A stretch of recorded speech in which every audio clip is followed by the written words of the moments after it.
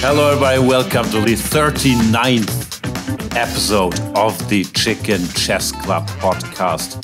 A show where three middle-aged men, if we're being kind, are giving their very biased and niche opinions about the chess world. My name is Gustafsson. I'm still in the lovely seaside town that is Wijk in January. And one floor above me is Peter Heine Nielsen. Peter, how's Wijk treating you?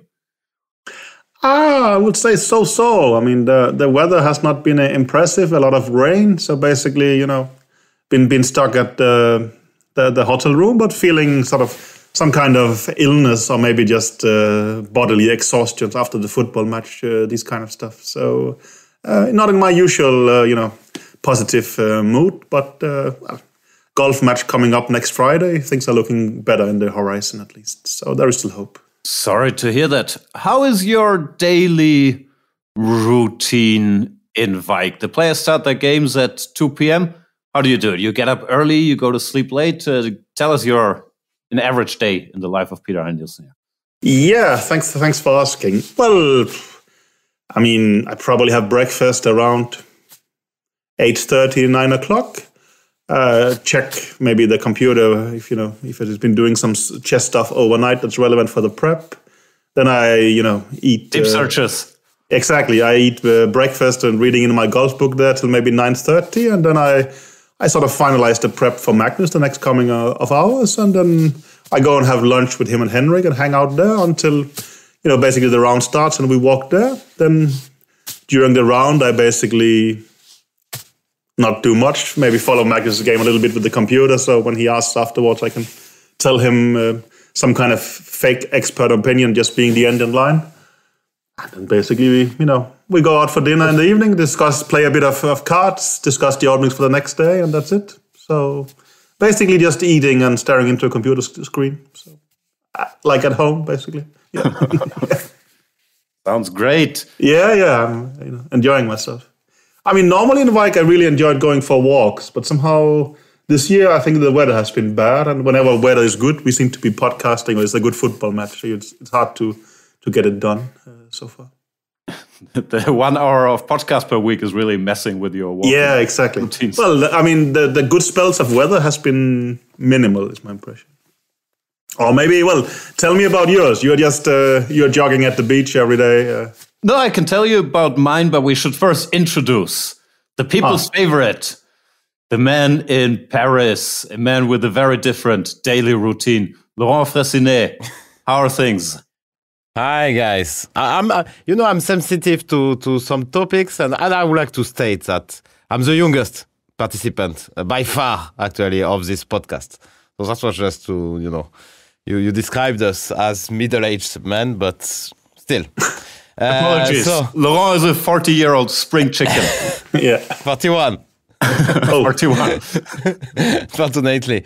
So, but you guys seems to not to hang out together. I mean, you have you ever been to work together there, or you just? No, I don't think we've spoken a word in person. Like we were the table next to each other in the restaurant yesterday, but Jan completely ignored me, and it was mutual, to be fair. But, yeah, Peter made all these advances, but I kept ignoring them.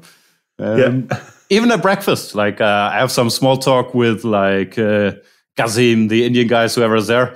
But Peter is always sitting in the corner, strictly business. There's no talk. No, I'm spying on you all the time. I was listening to your conversation. It was quite interesting and revealing. So, no, you didn't go for a walk together? No.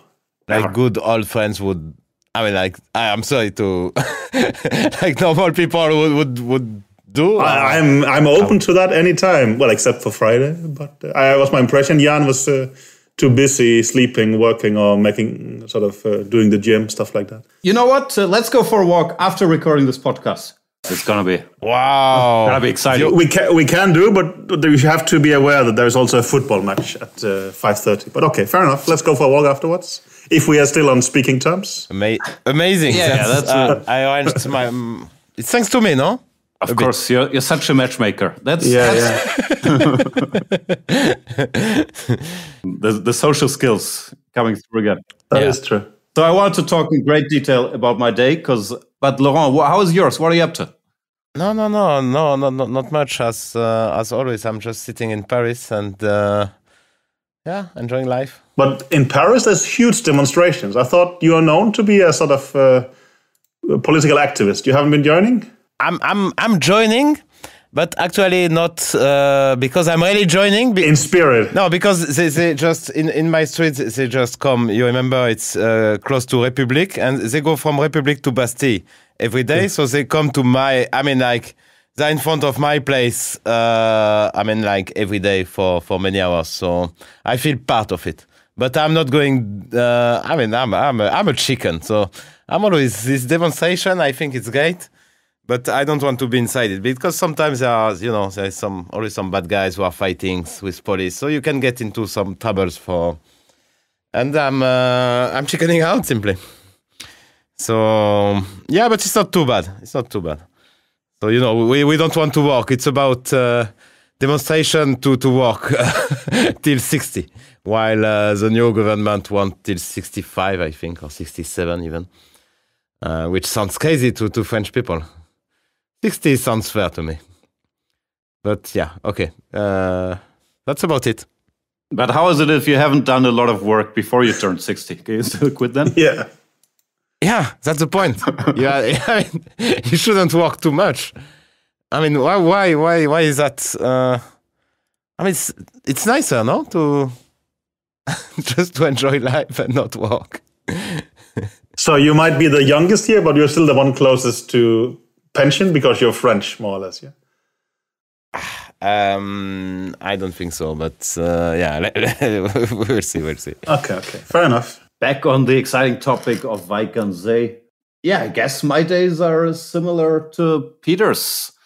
I set my alarm, but on different times depending on how late I go to bed. But usually, I don't know.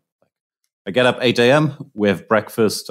Maybe I do some clicking or pretend to send some files before breakfast so you can look at them afterwards. We have breakfast 9:40. You're done at 10:10. We usually look at some stuff till whenever 12. Sometimes there's some walking. Sometimes there's no walking, depending on weather. Then I don't have lunch. I just have my protein shakes. Trying to get in shape in Wijk aan Zee. Very important.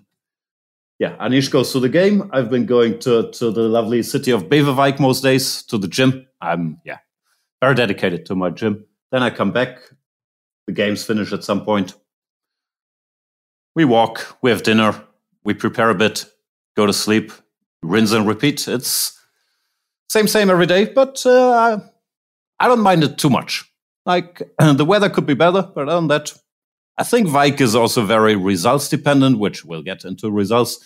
The last couple of rounds, there haven't been a lot of wins, but of course it greatly affects the daily mood if you win or lose or draw. So it's work, the second business. No one told me it's harder to mock Peter for this being present at tournaments, because you're sort of on standby most of the time, at least. No, so it's of course. I mean, well, by far the biggest part of my job is waiting. I mean, it's not the worst, but I mean, you do some kind of job. But it's you're on standby all the time. Of course, that's the pecking order, and you are sort of told with 3 minutes warning that now it's time to go for a long walk or to play football or something like that, right? And I mean, it gives you a lot of freedom. There's a lot of stuff you can do, but you cannot just be away 5 hours a day for golf, for instance. So, I mean, you are on permanent standby, and that's part of the job. But I think compared to, normal people's job, we don't have the right to complain too much. But of course, there is some element of stress in it in terms of that it's only during a round that you can feel reasonable amount of freedom, is my impression, right? Yeah, and you don't know how long the round lasts. But no, overall, it's also not like the rest of the day is some inhuman torture. A lot of it is sitting at restaurants or having hot chocolate. So can't complain too much. But it's an interesting experience. But it's completely uncomparable to, let's say, world championship matches, especially with Vichy, where we would work a team, extremely hard work on 12, maybe 10, 12 hours a day. I mean, well, at least for me, it's not like that. Maybe it is for you. No, I guess it also depends on who you're working with or for a lot? Because I don't want to reveal too many secrets, but of course Anish also does a lot of stuff himself, and we talk about stuff together. So it's not so much this sort of classical thing that you're sitting up there in the middle of the night by yourself and then you're trying to finish some files. I do sleep at night, so no, it's it's all right. The classical thing, I think we are used to too much to you speak about classical, but actually a lot of players are putting a lot of work in themselves. I mean, we are not maybe less used to that because Magnus doesn't do much clicking actually. But I remember Kramnik, he was back in the days, he was working more than us. I think Anand as well was working at least the same than you, than his second. So I think it very much depends, yeah, of course. But in general, I think Fabi also is working quite a lot. So it's what I heard. But there's some other people who are not, they want to just to keep their energy for the tournament. So. Yeah, and also, of course, it depends on the topic and the line and the day and how late you finish and all that stuff. But overall, I'm not sure. I feel like the trend has changed a bit, that it used to be more normal for seconds, to sit there on your own at night, while now it feels like mostly people, are doing their stuff at daytimes, getting up early. I'm not sure. I talked to some guys. I don't think many guys are sitting up there till 5 a.m., but I could be wrong. Yeah, also, I mean, I meet a lot of seconds at breakfast, around 9 o'clock. And, if they have this written to work to 5:30, they wouldn't be there at breakfast. So I think it's also something with modern engines. Things has changed a bit. The perspective has changed a bit. Before you really had to check things incredibly carefully because of engines being less reliable. I think there is some kind of changes in that direction that might influence it. At least that's my guess. Or maybe we are just, we cannot say old or middle age, but at least we have grown up, perhaps. I don't know what fits Laurent's choice. To be honest, I'm grateful for life to Jan for this Thailand idea, because we used to work in Kageo, which is a nice resort, but it was during the night. It was really tough during matches. And then suddenly Jan came up with this brilliant idea to go to Thailand for the jet lag and be able to work only reason the day. And that was not only that was amazing to be able to work during the day, actually, to be able to sleep at night. Okay, the weather was acceptable as well. The food as well. Everything was great. So, it changed the perspective and made it much more enjoyable, actually, the match experience. No, and apart from me and everybody loving Thailand, of course, I think there's also a lot to it, especially if you have a long distance, like during a World Championship match, but also Wijk, not sleep 4 hours a night and be night active. So I think there's also, it could be useful for results, not just for life comfort of the seconds, but who knows? It's always I fully agree. 2008 when we played this match in Bonn, I was dead after, let's say, 10 days. You cannot, you can, because Kramnik, he felt more confident going to the game if his seconds didn't sleep during the night. That was his, you could feel it. That because he had the feeling that we gave everything, so we did everything that we could. I think it was pure psychology, so he was really expecting us to sleep during his game, which was tough. But after 1 week, 10 days, everyone was so incredibly tired. So that was counterproductive at the end of the day. So I don't think it's a good solution, yeah. I think this was sort of the norm at the time. This was how you're supposed to do it, and that's why you did it. It was basically the word on the street, and it might just have been wrong, or maybe it just fitted that time in a way. So it'll be interesting to compare sort of stories from the different teams since then to have an idea how everybody was doing it. But it felt normal at the time, I would say. And, but I would say that at the time Kramnik was playing the matches and he was expecting that from his seconds. Now it's Magnus. It was Magnus.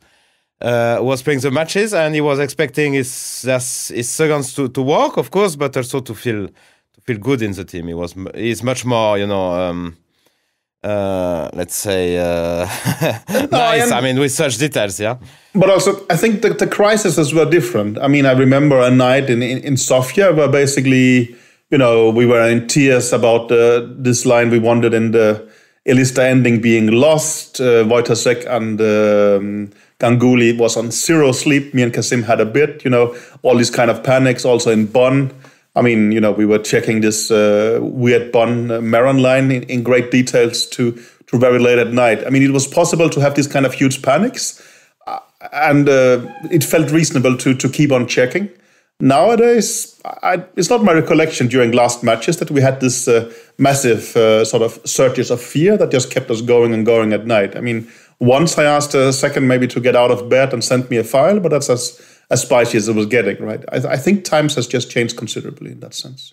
Computer. Also, since computers are so good, and if you let them run, especially with black, in most openings at some point it will show 0-0, and then it's just a question of what you pick, right? While with white, you can't have this full panic. It's more like, okay, there's nothing anywhere, so you pick something, but it doesn't put you in the state of panic like when you think your main black opening is in real trouble, right? I think that has just changed massively. And I would add that it was more against Caruana than against Nepo also because of the opening choice. I mean, when you play Sveshnikov, the guy is going 95, it becomes so sharp and each move is so important, you can get lost out of the opening, while we all know that in the Spanish, okay, if you get busted in the opening, it means you are 0-30 or 0-50 for white, which is not good, but it's still not lost. Oh, maybe knight d5 you bring up in the Sveshnikov is a good example. There probably we had panics during the match because suddenly it's somewhat uncharted territory. It's incredibly sharp and difficult, but I think that's rather the exception. But that's a good modern example in a way. Was also still a different time. Like engines were good, but you didn't have this NNUE. And it wasn't like you can just let it run. Okay, this is a solution. This is the zeros. Like you had to figure some stuff out, even in 2018. Mm-hmm. So yeah, times are changing. And Lila, it was the start of Lila. It was a new period. But yeah, there is no revolution. No, for the last years. I mean, it's pretty clear that everyone is using. I mean, we know the best engine. So there is no major changes. While this 2018 was a period where it was rather unclear for everyone if this Lila was really very useful or not. Yeah, I spoke a little bit with Fabiano's second here. What is it? Christian Chirilla, shout out. Exactly. Yeah. And I asked him sort of, were you using Lila during the match? And he said, I knew that they had been doing it. I could read it on some forums. He said, yeah, but it was felt a bit too early. But they were using it a bit, while, for instance, we didn't have it at all. And my feeling is we got lucky. I mean, had it been 4 or 5 months later, where it was very strong, it would have been a significant disadvantage not having it. But at that time, I think it was still too early. He said that it was useful with some ideas, but not much to some extent. For instance, this B4 in this Sveshnikov line has nothing to do with Lila, for instance. And but at that point it was much more dynamic. These days it seems to be a very even playing field, but also a very informed playing field in a way. Yeah, of course that leads to different effects, like people going broader, and the amount of information hasn't become any less. It's just the panic that has become less. Yeah, it's much more about choosing and being economic with what playing field you want to go for and so on. But for instance, strategy-wise, you had also seen, I think, both Fabi and Nepom successfully against Magnus, just repeating the same opening over and over again with black, and us not being able to shoot it down. That could, of course, be incompetence on our part, but mainly I think it's just that if you go solid systems, they have become incredibly hard to break down these days. While I think Kasparov is known for saying that any solid opening is only lasting 3 games in a match. That's not how it seems to be the case anymore. No, I mean, no one's going to refute the Berlin or the Petrov or the Marshall for the next match. Of course, it's also a bit of a stylistic question, I guess. If you go for what we call semi-bluffs, you try to go for some serve and volley sharp lines that includes a lot of memorization, or if you try to get a chess game. So there's always stylistic choices involved. But yeah, chess has changed. What can you do? Adapt, I guess. But yeah. Anyway, should we talk about Wijk actually? Yeah. Let's talk about some. Let's get into Wijk. Yeah. We are. Yeah. Who's leading? Abdusatorov on 5.5 out of 7, +4. That's pretty good. I thought we were starting from the bottom, but of course we can spoil it a bit like this. My table was upside down. So we'll go through the players. Maybe it's easier than going through the rounds. And then we'll touch on the key moments. Stay tuned, because you guys have no idea who's in the lead. So it's going to be exciting in 45 minutes when we get there. And currently last place is Gukesh, the youngest participant, has 1.5 points out of 7, has lost 4 games. The last game with White against Wesley. So it looked like Wijk was getting to him a little bit. It was like sort of an unclear game. He keeps fighting, but then he just, gave a pawn and collapsed directly after that happened. What's your take? Yeah, this is the Wijk nightmare. When it's going wrong, you just can start losing everything. So let's not judge Gukesh on that one. It's really a long tournament and a tough tournament. So, of course, everything is going wrong. But he's a very, very, very talented young man. And he will bounce back for sure. But of course, let's not now from now on and already for a few rounds, whatever happens. I mean, it's not Gukesh himself, like it's very tough. I mean, to find the motivation and to keep on playing, but you still have to. So it's sad, but I think he might lose few more. It's not. It's quite likely. Yeah. I wish him that he wins a game to at least take back some pleasant memories. He's 16 years old. He's still amazing. He's 2.725 at 16.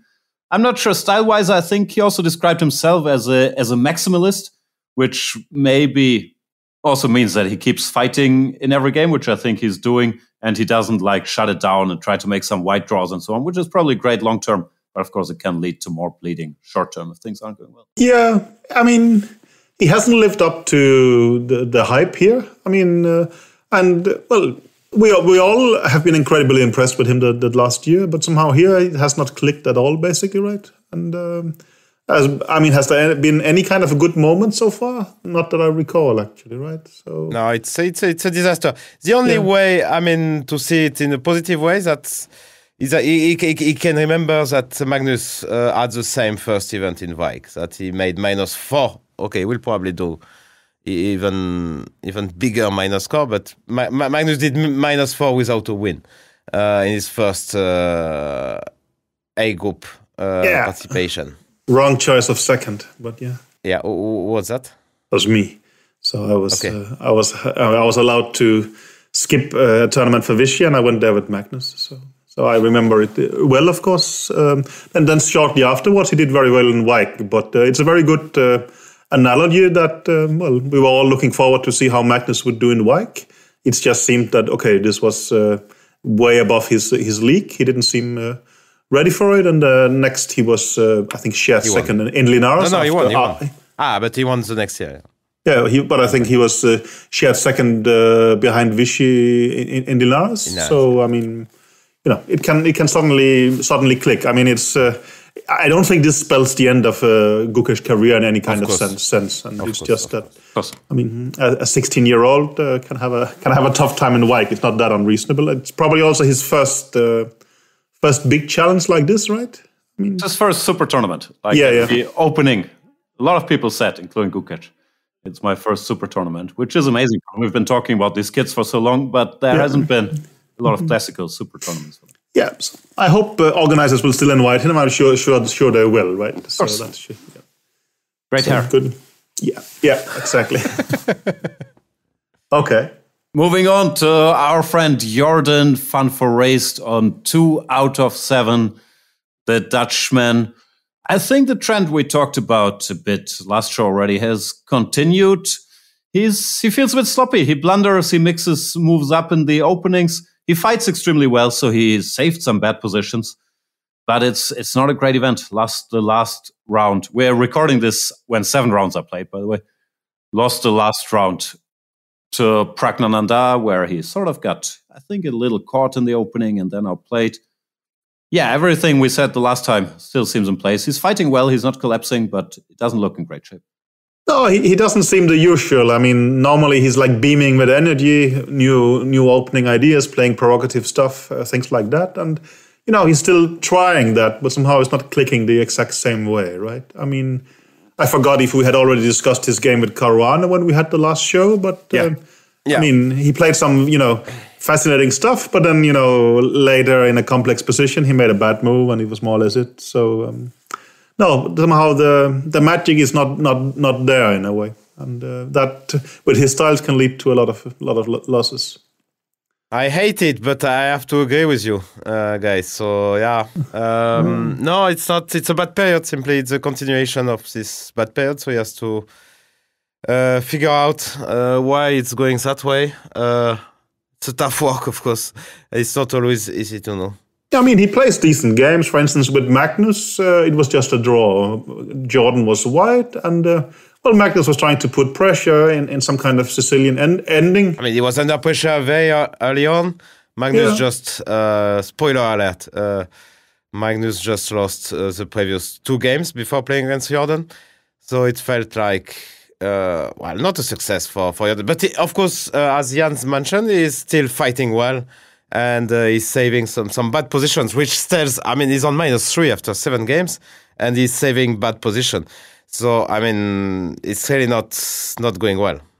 No, but my point is that with Magnus, he actually played quite well. I mean, Magnus put him under pressure, but you cannot pinpoint a move and say, had Magnus played this, maybe he would have won instead. He actually defended Bishop well. G5, maybe, no? He must have done something wrong if he gets under pressure with white against Magnus, no? No, I understand. But, more psychological pressure. The computers were saying it was rather equal. But, I mean, he kept, defending for a long time. And if you're in bad shape, you would typically collapse. So it's not like been a complete disaster for him. But, of course, not great either. Yeah. Then we have the German youngster Vincent Keimer, also on 2 out of 7. Yeah, I'm not quite sure what's going on there. His openings seemed more or less fine, but it looked like he was being ground down by experience, basically. In Levon sort of outlasted him in some long Spanish. He also, against Wesley, he was, in an endgame that seemed roughly equal, and then couldn't quite hang on.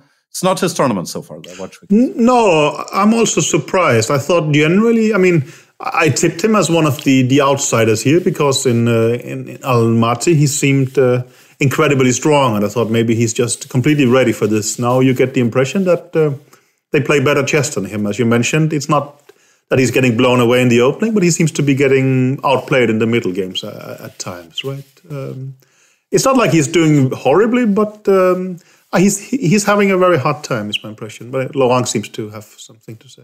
Yeah, he's a guy, in each tournament, I feel someone is deserving more points than he actually gets. And for me, he's a guy who really deserves more points because he's playing better than, it's all feels a bit unlucky. He declined the draw first by Aonian. Then he's just maybe played a bit too ambitiously and lost. Against Wesley, it was very close. He missed a win. Against Ding, he had an amazing position and he couldn't convert. So all in all, I feel his class, he's showing his class. But it's not clicking, and sometimes you cannot explain, but we all felt that sometimes you get more points than what you actually deserve, and sometimes you get less points than what you actually deserve. And I think this is a typical case for Vincent here. If you would replace I mean, like you feel he's deserving more points for me. I mean, the way he's playing, he would. I would feel I would give him more points actually if I would have to rate him. Yeah, to me it also feels more like a form or energy thing than a class thing, because he gets decent positions and he hangs in there for a long time and he's fighting, but he can't make it happen in the end. But yeah, it's the usual story. Young player, first super tournament, or at the very least first long Wijk Super Tournament. He's been to Wijk before, but it's different. Playing in the challengers, weather's been rough. You're stuck in the hotel. You can't really go outside. I mean, it's the same for everybody, but of course, in your first event, it's very special conditions. I don't know. It's not the result he was dreaming of for sure, but I still believe in Vincent, of course. Yeah, me too. Yeah, and I think actually this experience is positive, very positive for him. Whatever happens, and it will be. I think no, I'm really impressed by him actually. Speaking of experience, maybe not so positive. Richard Rapport also seems to be having a tough time, is on 2.5 out of 7, -2. He played a very interesting fighting game against Magnus in round 7, which he went on to lose. But it also looked, I don't know what your thoughts are. I didn't analyze the game. It looked like he was a bit fighting on half tilt, like sacrificing a piece, then a second piece, and it didn't quite work. What's going on with Rapport? Well, I think the game you mentioned, at that point, he had to sacrifice a piece, but he did it in a wrong way, actually. But Rapport, there's some similarities to Jordan, right? We are used to seeing them incredibly creative, very inspired. It's hard to see the inspiration there at the moment, right? Or maybe it's there, but it just doesn't work. But something is not clicking, right? And I think even last year he did extremely well in Wijk. Maybe he ended up in second place, if I remember correctly, and was pushing Magnus a bit for the tournament win. This time has been very, very few highlights. And, we can say it was an interesting game with Magnus, but he was very much on the receiving end, right? And there hasn't been a lot of positive, and it's also a bit of surprise and a bit of a pity because, things are very interesting when Rapport gets going. But I don't recall any game where he actually had somehow his mojo going the way it sometimes is. At least that's my impression. Yes, the first game went very poorly against Abdusattor. It was very complicated, very interesting game, but at the end he lost. And I fully agree with Jordan. They are in some sort of crisis for months, actually, with quite a weak rating compared to what they used to have. So they didn't find a solution before Wijk. So let's wish them to bounce back because they can do much better. The confidence doesn't seem to be there. It doesn't sort of. I don't know. It's just a general feeling. Maybe he never looked confident. Maybe I'm just overdoing things. But when I see him both in the playing hall or even in the tournament, it doesn't seem particularly energetic. But of course, maybe it's a chicken and egg thing. It's because things are going badly, like this. But no, that's a surprise and a pity, in my opinion. I'm not sure how big a surprise it is. When we did our preview, we mentioned he didn't seem in great shape and so on. We didn't think his chances were that good. Yeah, also for him, he's not a classical theoretician, so I think he depends a lot on, I don't know what you want to call it, inspiration, joy, energy, motivation, creativity. And of course, if things aren't going well, it's a bit harder to find those. It's not a disaster. He's -2, which of course is not a great score, but he made 5 draws and still plenty chess to go to pick it back up. But I agree with you guys. Yeah, his prep is always a bit, weird. He's playing Petrov, which I don't think he did in the past. Maybe he did, but Magnus plays the line. He played a couple of times in the World Championships, and he started to think. It's all all feels a bit random, and when he's not in shape, it looks bad actually. It's like Kasparov used to say: if we start preparing for 493, we won't get anything serious done. No. Yeah. I get your point, but also it's not like he lost due to the opening with Magnus. The computer gives equality quite quickly. He finds the right moves for a while, but then somehow, there comes some kind of critical moment, and he makes a weaker move than Magnus and easily starts to drift, and the game is almost over. It's not the Rapport you're used to, but there is still room for it. But in the rest of the tournament, but somehow he doesn't seem very inspired at all. Is my impression. Moving on to the last player currently on a minus score, that's Arjun Erigaisi. Another shooting star who crushed the challengers last time and in general has left an amazing impression. throughout 2022. He's on -1, which, I guess is not a disaster. It looked like he was getting under pressure. I'm not sure if out of the opening or in the middle games in many of his games, and then mostly hung in there. It looked like he was on the defensive end, but he started with 6 draws, then lost one in round number 7. So he's on -1, particular that loss with White in a Petrov he won't be happy about. But I'm not sure what the verdict can be here. Like, he's of course faced many strong players and he looked amazing in the World Rapid. But I think this Wijk against the top guys with the Wijk atmosphere and the long thinking time and so on. It's an adjustment, but he looks like a good player. He doesn't look like he's tilting. He's fighting very hard. I wouldn't read too much into it. No, but I agree with you, if I understood you correctly, that somehow, -1 is a pretty good score from him from how it has happened till now. He's been doing well fighting, but he could easily have been on a bigger loss while seeing him on 50%, or a plus score was much more unlikely from the position. He actually seems like a strong fighter and managed to save some positions. But, he has had his problems so far. If anything, I was a bit surprised that he's actually only on -1, because he hasn't sort of put a huge mark on the tournament yet, is my impression. No, but he is fighting well, of course, from a Team Geary perspective.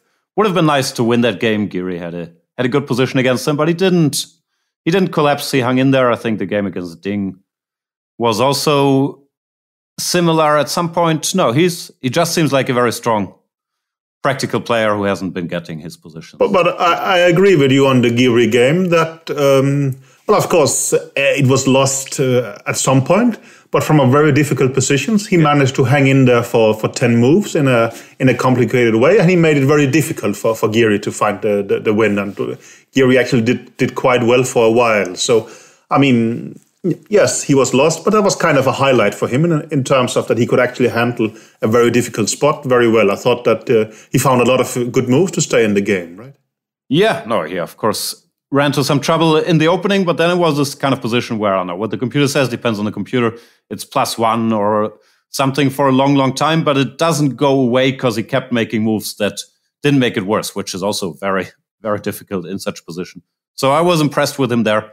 Slightly annoyed that he didn't collapse. Yeah, no, it's a disappointing event, of course, for Ergazy, but I think a great learning experience. You shouldn't get this kind of positions after the opening, obviously. So I think he will learn a lot. It's his first event, so of course I was expecting from him a bit more, but it's going too poorly, I guess.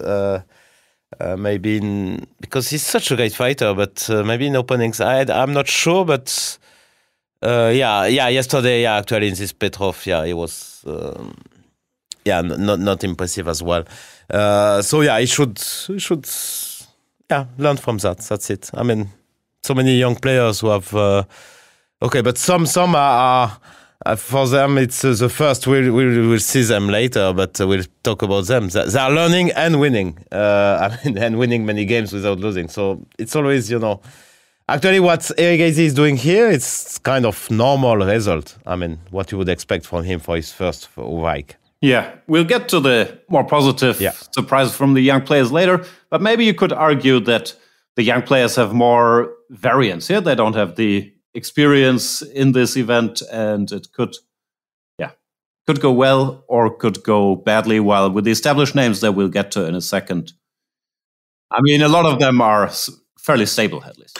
My general conclusion is also that the youngsters has not done too well here, but that's maybe cherry picking. You can argue that we have a surprise leader, as you spoiled, right? It's actually a youngster leading the tournament, but in general, the youngsters has been a bit underwhelming, but is that true? Like, 2 of them are below rating expectation. I would guess Ergazy is pretty much there, and 2 of them have way, way outperformed them. I think rating-wise, the kids aren't even losing rating. No, I'm giving you my impressions. They might be simply wrong in a way. Maybe I just expected more.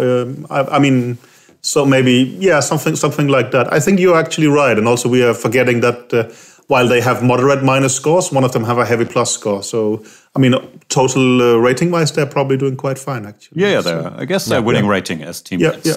Mm-hmm. Let's move on to the second oldest participant, believe it or not. Certain Magnus Carlsen. He's what, 32, 31, 32, 32, I guess? 32, yeah. Yeah, the second oldest player in this field. And yeah, he's at 50% after beating Rapport, lost 2 games back-to-back, which I haven't looked it up, but I saw this hadn't happened in a long time. 2015. How do you feel about the tournament so far, Peter? No, it's obviously below expectations. I mean, well, we debated it in the preview that I thought it's like 50-50 if he wins the tournament or not. And obviously now, while it's not completely impossible to win the tournament, it's no way near 50%, obviously. And it generally started out quite okay, and I was positive, but then he lost 2 games in a row. And, well, he was lacking precision there. He was missing very key moments, and that's atypical for him. And then it went very bad, obviously. So I don't think he's played a horrible tournament, but and you know, accidents happens, especially against strong players.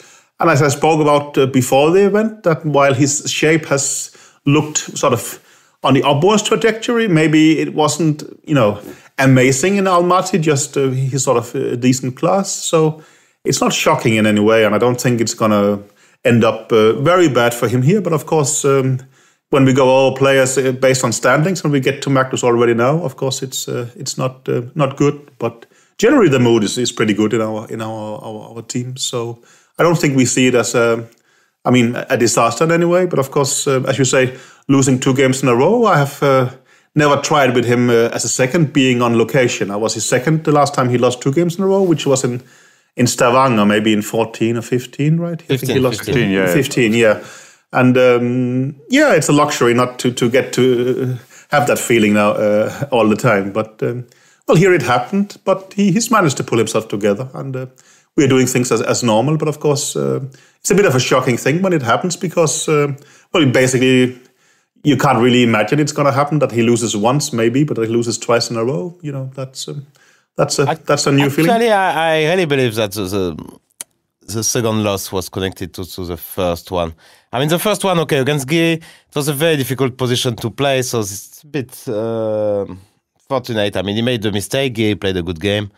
That kind of happens, but the next day against Abdu, I mean, this exchange sacrifice, in the opening, it was very, very risky, so maybe he wanted to get back immediately because Abdu Satov was leading. It was just I'm not sure he's doing that if he doesn't lose, if he is sacrificing this exchange if he doesn't lose to Giri the previous day. And then we will come to him later, but just it's about Magnus losing, of course, but it's about his opponent playing an incredible game. This guy Abdu Satov just played an amazing game. So, when your opponent you are making an early mistake and your opponent punish it, there is not much to do about it, simply. So, and we are not used to see that level of a guy against Magnus, because Magnus is in trouble. I mean, it happens, but then he's always incredibly resilient and he's saving a lot of games, actually. And that's how he had this streak of non-losing streak for more than 100 games. I don't know how many games it was, but he saved a lot of games in this streak. And here, I mean, Abdu Satov gave no chance. So yeah, let's see how it ends. But he beat Rapport, which is good, and now I guess it's cannot win the tournament anymore. If he's in top 3, it's already a good result. Will you disagree with him, or shall I, Jan? Oh. You go ahead. We can take turns, perhaps. Yeah. I don't think that you're describing the game correctly. I mean, well, Abdu Satov was better at some point, but then also Abdu Satov was winning. But Magnus actually fought it back to 0.00, and I was very optimistic at some point. I'm sure Magnus was playing for a win. And then somehow he took this L7 pawn. Okay, but he played okay, it's not a game without mistakes. I apologize. I'm sorry because you checked it with your very strong engine. So it's not a game without mistake. It's just a very good game considering the complications. I think Abdusattorov just played amazingly well. Considering the pressure, considering the... No, I mean, of course, beating Magnus is very impressive. I think it was an interesting struggle, and Magnus was trying to win, but impressively so was Abdusattorov, and I think he was justly rewarded. I'm not saying that at all. I just think it was a game going back and forth, and I generally was happy that Magnus took risks, and also from some point from a dodgy position, he managed to get it to an equal position. He kept putting pressure, but of course... the way it ended was not what we hoped for. I'm not going to hide that. Moving on, in 8th place on 50% is Parham Masoodlu, who has had a very mixed event. The result, I would guess, is fine. At least he's above rating expectations. I think he's playing well. Also, he seems reasonably well prepared. His risk management seems, for the Chicken Chess Club standards, seems a little on the risky side for me. Like, he's pushing so hard in any position. Against Abdusattorov, he can exchange queens, go for a drawn rook end game, and instead he keeps playing with a very weak king, trying to make it more complicated. Against Fabi, from an endgame where he can only be better with his passed b-pawn, somehow he sends his king on a journey and makes it a complete mess, sacrifice a piece, then almost loses but saves it. So I think his chess level looks great, but he's pushing so hard. Maybe he's just very, very optimistic guy. The score so far is good, of course. I think he is, actually. And yeah, very impressive because on 50%, as we said, it was a late entry for him. It was just a replacement for Duda. So yeah, what's not to like? I mean, he's fighting every game and he has a very, very decent score. I mean, 50% in such company is a success. I mean, if he ends up on 50%, it will be a success for sure. I'm not sure he sees it that way, but yeah. No, he doesn't see it that way, but... he just plays chess as he normally does, is my impression. I agree with what Jan said, that he's taking, well, for us, very strange risks at some points, but, I mean, it's never really completely unfounded. I mean, the game he lost to Abdusattorov, you could also argue that Abdusattorov's king was stuck in the corner while he was actually trying to help his... pass pawn, go forward. He's a very entertaining player. You can only have respect for what he's doing here, and he's an asset to the tournament, no doubt. Well, Duda would also have been fun to have here, but it's not like for someone getting in at short notice, he's really taking his chances and both playing well and entertaining. And it's good that it's at least to some extent rewarded, I would say. Yeah, he's come to play for sure. Someone who I'm not sure what he's up to, is Ding Liren in 7th place. They're all tied there on 50%, on 3.5 out of 7. The first thing that stands out, Ding so far, I think, has been exclusively playing 1e4 in this tournament. And he's played it occasionally, but he hasn't been known as much of a 1e4 player before. So is that a bit naive, saying, I'll play d4 in the match, so I'll play e4 in Wijk to really confuse Nepomniachtchi? Or is he more trying to gain some experience in e4 so he can have both for the match? Which one is it? Very difficult to guess. Yeah. Does he know himself? I think could be undecided. I think it's decided for the match because we are very close, but could change his mind. It could be a bit mix of both, actually. Could plan to play a bit of both and check what Nepo has against 1d4, 1 e4. But yeah, it's not been impressive. He received that was maybe that was one of the most surprising thing to me. He received a masterclass by Prague. I didn't know that Prague had such a good technique. But yeah, no, that was amazing actually, that this young man could outplay Ding in such a way, out of basically nothing. So yeah, that I didn't expect at all, and that was just respect, huge respect to Prague for that. But overall, yeah, it's not great. It's not going well. 50%. He looked tough at the start, but now it's getting worse. His openings yesterday against Kramer It was basically close to lost or lost, I don't know. But 50%, and it looks like he doesn't deserve more, actually. No. I mean, I do a weekly chess column, which was out yesterday, but it's like with a week's lag. So that column is about Ding being in excellent shape, starting with 1.5 out of 2. He should have won both games, playing excellent chess, looking ready for the match. So, things change. But I generally agree with you guys. It hasn't clicked at all for Ding here, except for maybe the first game. This thing by playing e4, it also feels weird to me. It's difficult for me to imagine that he will actually, getting a world championship match, will actually use it for playing some opening he's played very rarely in his life. That would be a very puzzling decision to me. But somehow doing it here, I mean, I could easily see someone like Magnus say, okay, I'm just going to play some random stuff and have fun. That doesn't really sound like Ding to me, but... No, it's different.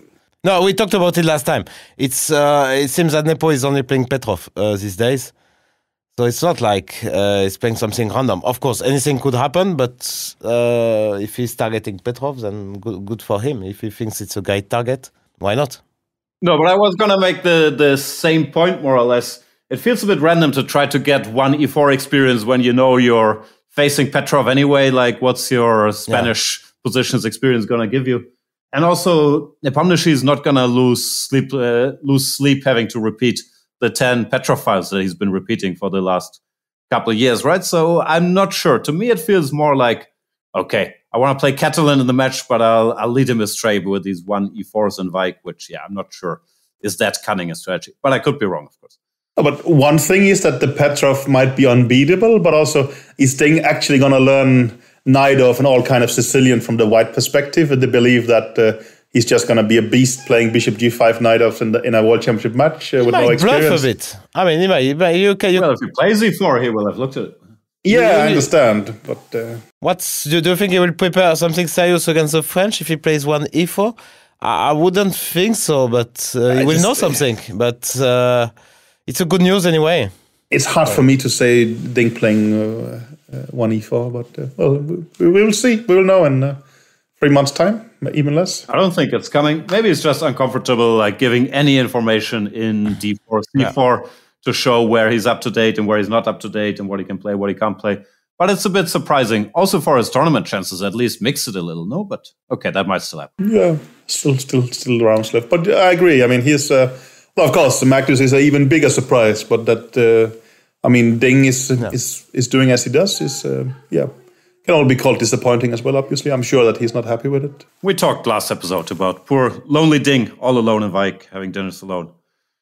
It is what it is. I mean, poor. You should call him rich. We'll talk about it after. But considering the prize fund of the match, we can say rich, lonely Ding. Yeah, I don't think he has money troubles. I don't think that's why. Yeah, there's no second here. Yeah. Then moving on to people on the plus score, we have Levon Aronian, the veteran, oldest participant, on 4 out of 7, being joined by his dad here. Seems to be enjoying himself.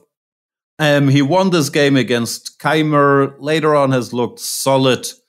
Otherwise, hasn't minded the occasional quicker draw with the white piece. I think you mentioned he even offered a draw against Keimer. But after disappointing 2022, he looks stable. He's on +1. Not much to criticize. Yeah, he generally does well in Wijk, and this time is no exception. So it's actually, I like that he's doing. I mean, like as you mentioned, we are veterans as well, and it's always nice, you always vote for the guy of your age. And it's kind of nice to see him. We're much older. He's a youth. Yeah, that's I have no one to root for. You should root for Ivanchuk or someone like that. Smyslov.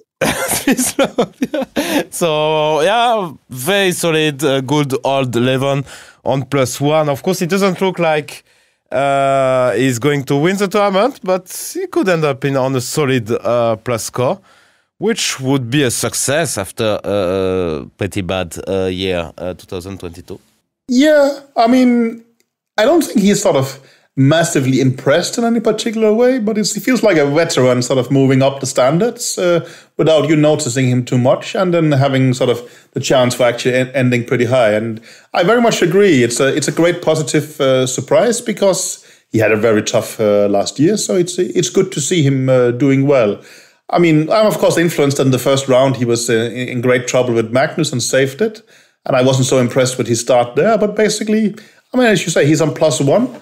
And that is actually a positive surprise, because people were talking about things, going very badly for him. But he's shown that he's actually a very strong player, and this is it's great news. As I think we keep quoting Kasparov for saying the chess world is in a better state when Levin is doing fine, and I think he is. You keep quoting. No, Kasparov. I think it was Jan actually. No. No, it's one of the 3 quotes I know. I think I brought. Yeah, exactly. That's why I really thought it's one of Jan's go-to moves. So yeah. Sure. Yeah. Another guy under the radar, but my boy, he's doing the things he does, Wesley. So started with 5 quiet draws, then kept playing super tight chess, but picked up 2 wins against the kids, against Keimer and Gukesh. And there he is on 4.5 out of 7. I would say, vintage Wesley performance. He's almost untouchable, so well prepared, so solid, so tight. And if you give him a chance, or if you try to beat him, even worse, he can very much hurt you, and he's done that. Yeah, you are very excited for the first time when we talk about. That's the first time. Boy. And you mentioned 5 quiet draws. Actually, he had a real chance against Sergezi in one of the early rounds, but maybe it was too early. So for Wesley, that would have been +3 would have been a typical tournament where he's taking all his chances, no bad positions, no business like that. And it looks like he could win the tournament. It's very possible. Could happen.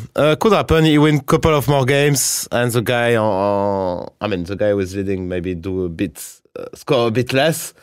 Wesley. It's pure. It's typical Wesley. It's just classic Wesley.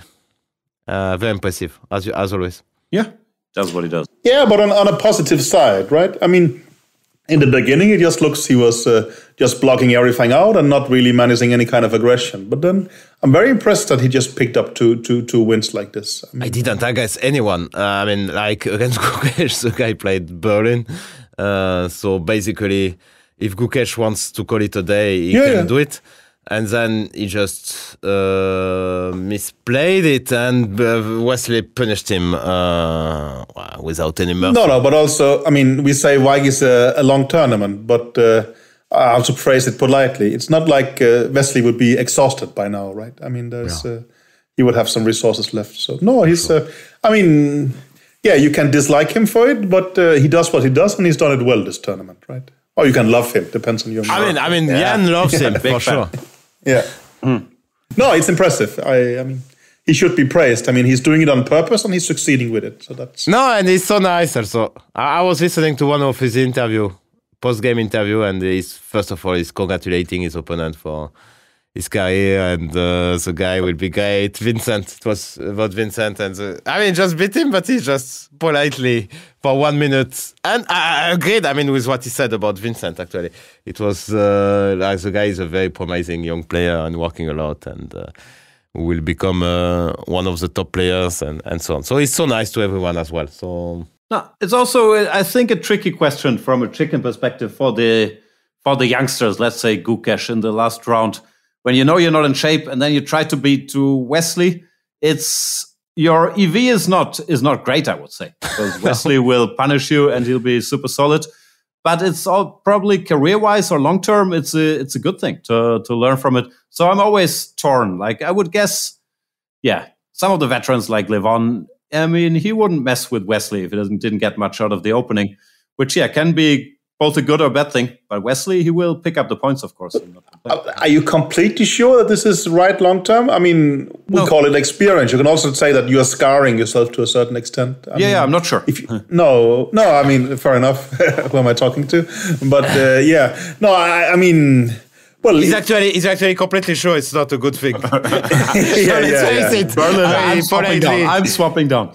Yeah, and I just gave him ammunition to be even more sure. So fair enough. But, Yeah. I mean, losing one more game career-wise is not a great idea. Let's face it. I mean, why?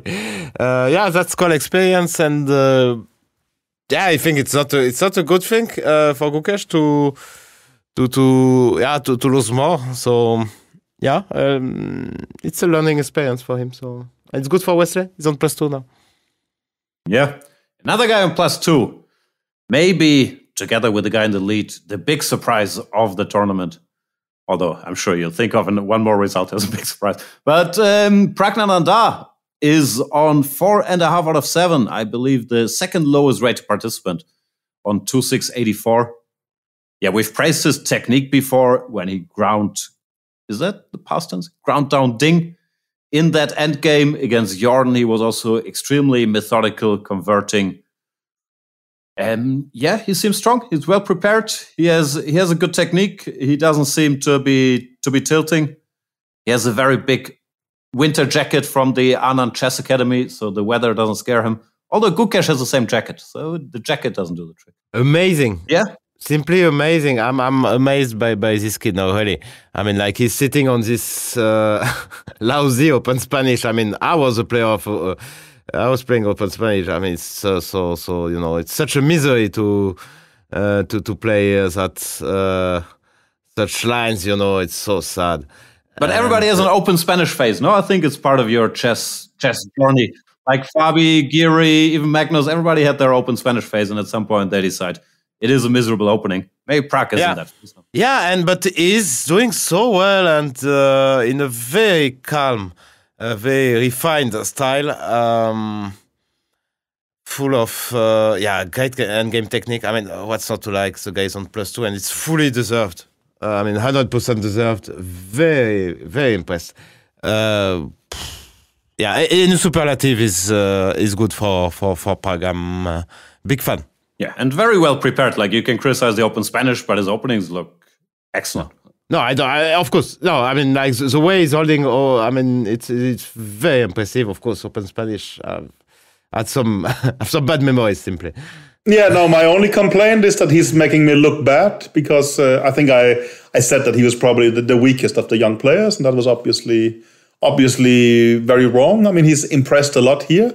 I saw him more as someone who was successful in online tournaments, but not being that successful in classical chess. But that seems either I was wrong or it was by choice. I mean, he seems very mature, doing well here. It's impressive, and to have +2 like this is, something we would dream of in my team right now. So it's very impressive. He doesn't. I mean, he's fighting for even first place in the tournament. More than half of it passed. It's very impressive. I don't know exactly how old he is. He's like 18 or 17. 17. Yeah. I mean. I think. You can, and I agree with you on attitude and things like this. He seems to, just try to play interesting and good chess and not being afraid of anyone or anything. It's cool having these kids around in the chess world. It's obviously very good. Yeah, and I agree that he seemed to be focusing on online chess, and he seemed to be doing incredibly well there. But this classical, actually, I was wrong. I mean, the same as you, because I didn't know so much. I didn't see so many tournaments or so many games from him. But now I'm wow, that was amazing what he did here. So another big star for tomorrow. And I think this attitude that we don't quite know where the youngsters stand, it goes for everybody. Also, when you hear the players talking. Like, they know they're all amazing in Rapid, in these online tours, and also in the World Rapid and Blitz. But where they stand in Classical, they also develop so quickly. I mean, I think nobody really had a good read going into this. But yeah, Pragnanandha has impressed for sure. One guy where we more or less know where he stands in Classical is Fabiano Caruana. Also didn't have the greatest 2022, and it's still strange for me to see him at 2.766. Because I see Fabi, I think, okay, 2.790 till 2.8. 10 would be the normal range, but it's picking up some rating here, 4.5 out of 7. Left maybe some chances on the table, not that many, but against Masudlu, he had a winning position in the last round, which is fresh in my mind. What do you think about Fabi? Fabi is playing well. As you said, very well prepared now. Right now, I mean, I'm at the screen with this game against Magnus, which is a big game for both, actually, because Fabi is on +2, Magnus on 50%. Very, very tense game, actually.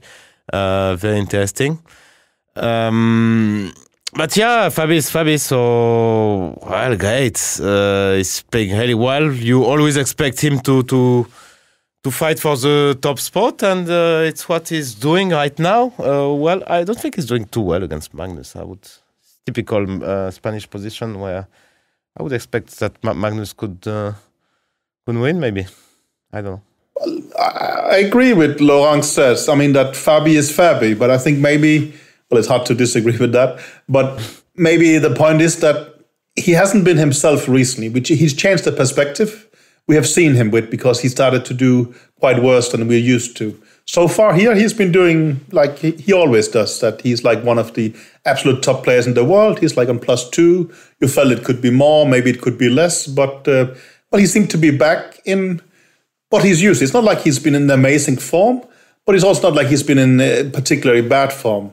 Maybe it's not clear if he's number 2 or number 3 in the world. I mean, but he could also be. I think it's a positive step. I guess he still has more in the tank.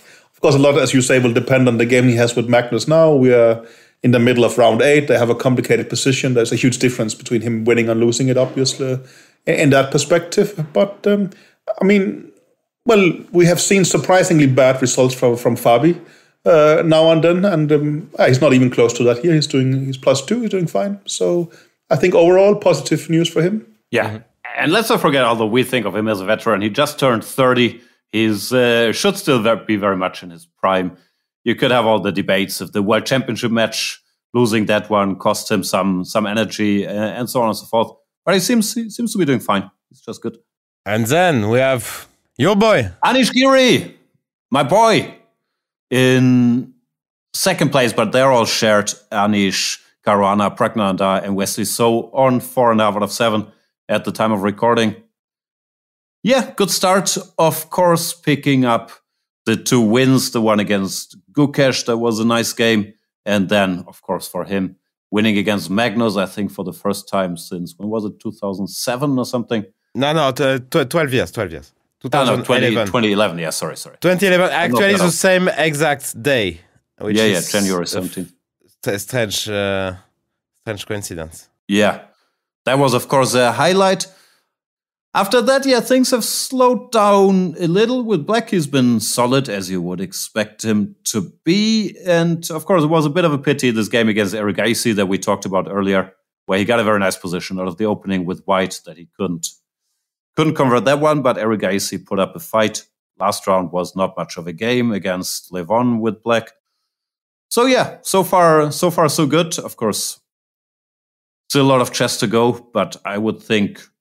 Yeah, he's not, well, beating Magnus, of course, is very special. But other than that, he's being Giri, he's well prepared, he's being solid. Yeah, it is what it is. Okay, he's being more than usual, actually, especially as White. I mean, he's amazing. The positions he's getting. Okay, as Black, he doesn't get any problems. That's, pretty standard for him. But as White, he did spice up his repertoire, it seems. I mean, against Eric Gacy, the choice is a bit, this Meran Bishop D3 is incredibly sharp.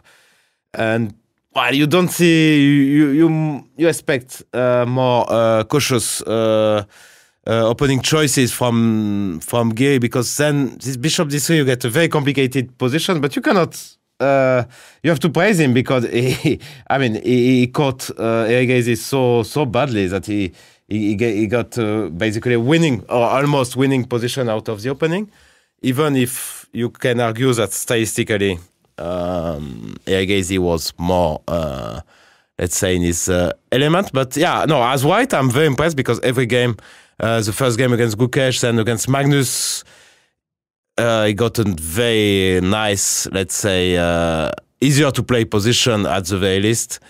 And also the third game as White against Eric Gacy, okay, basically almost winning in the opening. And today he's playing Kamer. So every White game is very impressive. Yeah, no, there's work being done, but I think he's always been, been trying with white and being flexible, playing e4, d4, c4, and so on. Well, it's been going well for sure. I see him. It's Geary being Geary. I mean, he plays like this. And he always comes incredibly motivated and well prepared for Wijk, and has generally been doing it quite well here. It's a tournament that suits him. He's trying not to spend way too much energy, is my impression as well, and quite successful. So I think it's going, more or less according to plan. You could argue he should try for more, but I think he's doing what he does on purpose, and it's working out quite well for him. So I think for him I would assume it's been a positive. Of course, when you beat Magnus, it will always be a positive experience. But even apart from that, quite a good tournament for him so far. But nothing you could not sort of, if things goes well for him, you'll expect something like this, is my impression. Yeah, he's done well in Wijk in the past, and +2 is also, it's not +4, which Mr. Abdusatorov has, the leader of the tournament, Nurdebek Abdusatorov, being joined here by his countryman, Rustam Kazımcanov, and by his mother and Team Abdusatorov on 5.5 out of 7. Amazing score. Started well and hasn't slowed down since. Also beat Magnus. Beat Erigaisi with black in the last round. Yeah, it's impressive stuff. Kazim will, when he sends his resume to the next potential student, like there will be one more bullet point being added. Yeah, I mean, when you have +4 after 7 games, I mean, it's perfect. I mean, it's just you cannot get it's as good as it gets. Amazing play, amazing fighting spirit, amazing pep. Everything is just very, very, very good and going his way as well. A bit of luck, it's always the same, but really a little bit of luck. Actually, it's deserved. I mean, looking at the games, looking at the way he plays, he deserves all these points. And kudos. We didn't expect him. Of course, nobody could expect him doing that well, except Kasim maybe. It's now difficult to imagine that he's not winning the tournament. Actually, I would say I don't know. There's 6 games to play. He's 1 point ahead of many people. Of course, you take the guy 1 point ahead, but I wouldn't say. You think it's less than 50%? I think it's more. It's tough. It's around that, I would guess. Tough bet. I would guess it's in that neighborhood. Yeah, not sure. Also, there is a tie break if someone catches him. Very hard to say. I mean, if he keeps winning all the games, then there's no question. But sometimes people slow down a little. Very, very hard to say for me. I genuinely agree. If anything, I mean,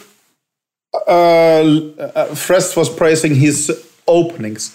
I would say that perhaps that hasn't been the reason he's leading here. I mean, for instance, against Erigaisi, he was somewhat worse out of the opening. He just has played very well. Also, I mean, beating Magnus was not particularly a result of the opening. It was more that he handled a long, complex game very well under pressure. I mean, he just seems like an incredible sports person, is my impression so far. I mean, it's not like he's leading. He's just leading fully deserved. I think no one can have any kind of argument against that, right? You agree as well, Jan, I guess.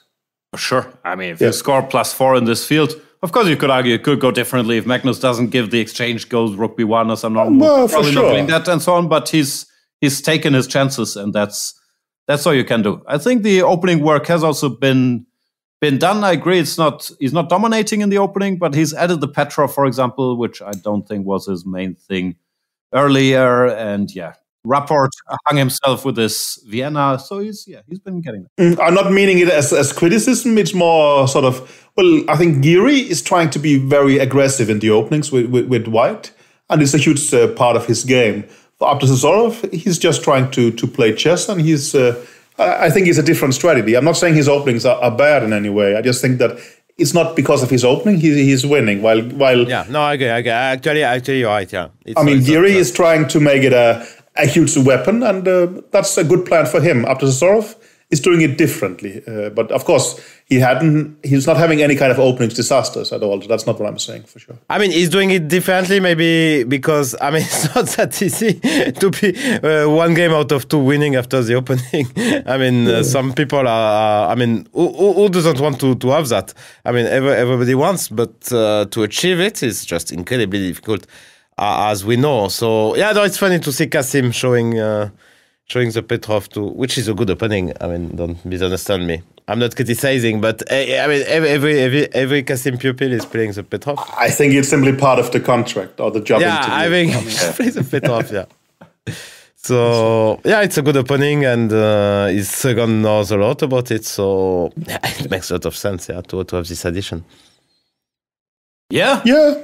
So, the current standings, of course, we're recording this while round 8 is being played. Anything could very much change. And Wijk is a long tournament. Let's not forget 13 rounds. This is pretty much a halfway podcast, and things can always keep changing. But so far, of course, up to Satorov, dominant in this event with very, very impressive stuff. And some of the veterans lurking, Giri, Caruana, So, Aronian, Ding, and Magnus Carlsen. I mean, I don't think we can write any of those off yet. But of course, this far, it's been up to Satorov's tournament. Yeah, no, I think without a doubt. Well, I don't know. Maybe people wants to know about the football match on the free day. Or is it only me who thinks that such is interesting? No, they do want to know. I saw your tweet. Looked amazing. Yeah, it was an amazing match. I mean, basically, you know, it's a mix of chess players and professional football players from the club Telstar, which is the second best league. They play in the second best league of the Netherlands, so they are very good. It's full-time professional players. So basically, it's Team Luc van Velle against Team Magnus. And well, then, you know, on Team Magnus, it's always me because if I play against Magnus and injure him, I would be out of a job. So that would be unfortunate. But we also had Prague on our team, while Van Velle had Ding Liren. And I mean, Prague has been impressing a lot in this tournament in chess. Football, it's a bit more mixed. I mean, it was his first ever football game. That was my impression, yeah. And at some point, we were slightly unsure how familiar he was with the offside rule, for instance. I mean, basically, Prague was just playing the striker, and the professional was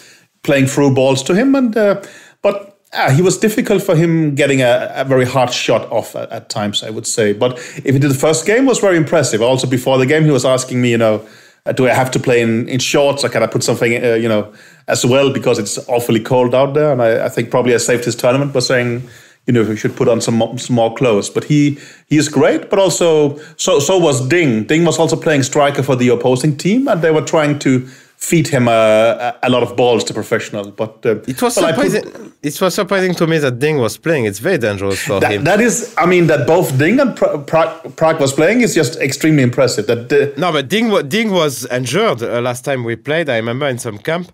He was injured the very first day by I think Magnus. For Ding, it's always the sports activities are really, really tricky. Always something is happening. Ding had a 40-minute football match where I was his direct opponent. I mean, that could easily lead to injuries. Yeah. I could be late with any kind of physical challenge. And everybody who has seen pictures of me or Ding understands the sort of weight ratio there. So that was, of course, tricky. But he really seemed to enjoy it. And he scored once. I mean, basically, first half was 0-0. I had a shot on the post, actually. But in second half, it took off. I think Magnus scored. We were leading 1-0. But then, unfortunately, I managed to hit the ball with the hand in the penalty area. So Ding got a penalty, and he scored it. But I think Magnus thinks that the keeper was just standing still on purpose. I think the keeper could have taken the shot, but Ding scored. And then they got ahead 2-1. And Magnus, I think one of our pros scored, and Magnus scored. We were behind 3-2, but Magnus got to equalize quite late. And Van Velle was, of course, trying to score, but he didn't. But at least part of the tradition in the matches is also that I make a sliding tackle on Van Velle. And I managed not to injure him. I injured myself. I mean, when you slide on artificial grass, you get burned. So you prefer talking about the football match rather than the World Championship? No. I mean, the venue of the World Championship in Asa. Because now Jan really wants to go for a walk with you. No, I was gonna say you can only have a football segment or a FIDE segment. Like but I thought about it. No FIDE segment, but we should do the World Championship. No, but actually I thought about it. I could only have a football or FIDE segment, and I chose the football segment. Wow. There was too many things, so. This was actually on purpose. It's not FIDE, it's World Championship match, no? Yeah, we can close on the news at least. Yeah. The World Championship match venue has been announced. Where is it? Almaty in Kazakhstan? No, Astana. Yeah. Astana. Sorry, Astana in Kazakhstan. I mean, if Erik Hansen is listening, then it's very important to point out this time it's Astana. So. That's where he books his flight to? Exactly, yeah. So just, if he thinks he's correcting the mistake from last time, then not at all. If he's lucky, he still has his ticket left to rebook. But anyway, go on. Sorry, I was interrupting. No, that's all I had. The dates are what? Starts April 7th? Yeah. Something like that. Ding learned about it from a Wijk and Zee interview, we've been told. Yeah. And let's note that the prize fund... Okay, you will. I'm sure you will have something to say, but the prize fund is quite big. I mean, it's twice, I think. The minimum prize fund is 1 million. It's actually 2 million prize fund, so which makes basically, I think it's 60-40, so it's 1.2. Same as last match, yeah? Yeah, but it's a big from the last 10 years, let's say. It's one of the the biggest. If you keep talking, then I'm also gonna get into the fight. So I think we should just have a clean cut here and say that we announced the venue, and we will have more to talk about it later. Yeah. Excellent. More about where the money is coming from in the next episode of the Chicken Chess Club, where we will also nominate Chickens of the Week. This week, of course, Giri. Without a doubt. This week, I didn't think about it. You don't like that. You said we stopped. We should stop for this year. No, I'd always protest because I can never think of anybody, and then I chicken out. Yeah, so you are the chicken of my week because you don't want this chicken of the week. You feel no. Let's not do I'm that. the chicken of the week because Laurent doesn't have a chicken. Yeah. That's not very serious. Anyway. This was way too peaceful an episode. The people, they want more fighting. Are we gonna go for a walk and take the fights internally there, or? Is we can do that. But actually, we don't fight much when we're face to face. It's like Nigel said. People fight more on the internet. Depends on the topic. I will not bring up the topics, but you know what they are if you want to fight. So, we all do. We all do. Yeah. It's Laurent's hair.